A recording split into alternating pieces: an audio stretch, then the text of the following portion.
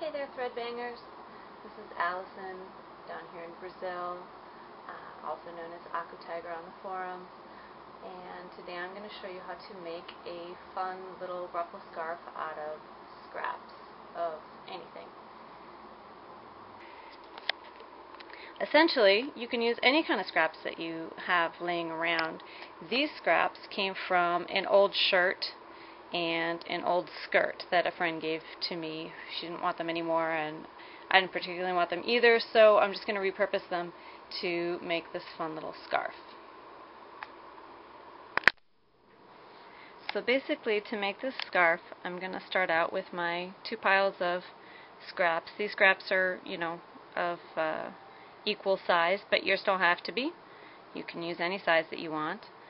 And I'm going to start making a series of very simple ruffles by using a running stitch and just sort of pushing down. I'm using a thread that's contrasting because I want my thread to show. So we're just going to push up with our fingers as it pulls it up, and that's just going to create this sort of pinched look, making a ruffle. And when you come to the end of a piece of your scrap, you can just grab another one and set it on top and keep pushing, and it'll just sew it right on there. So now essentially what we have is three really long ruffles. They go all the way down. They're all about 26 scraps long. And now we're just going to take them and lay one over the other and just run a stitch up between them.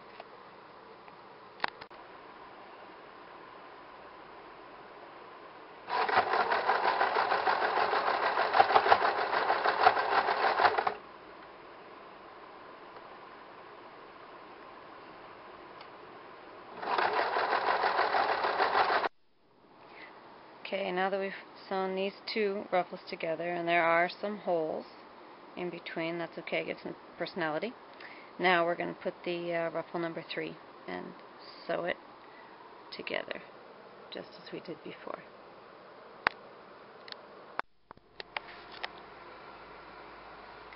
Okay, now that you've got your 3 long ruffles all sewn together, you have this very long sort of scarf-like thing, and you can be finished now if you want. Just go down to the end, and you're going to have some longer pieces. Just sort of cut that off so that it is essentially all the same length. And then what you can do with this little bit of extra, or if you have some extra scraps, like I had some extra scraps here that I didn't use, you can make a few more ruffles and just kind of sew them on randomly. So we're going to do that right now. And we have a helper. Thank you.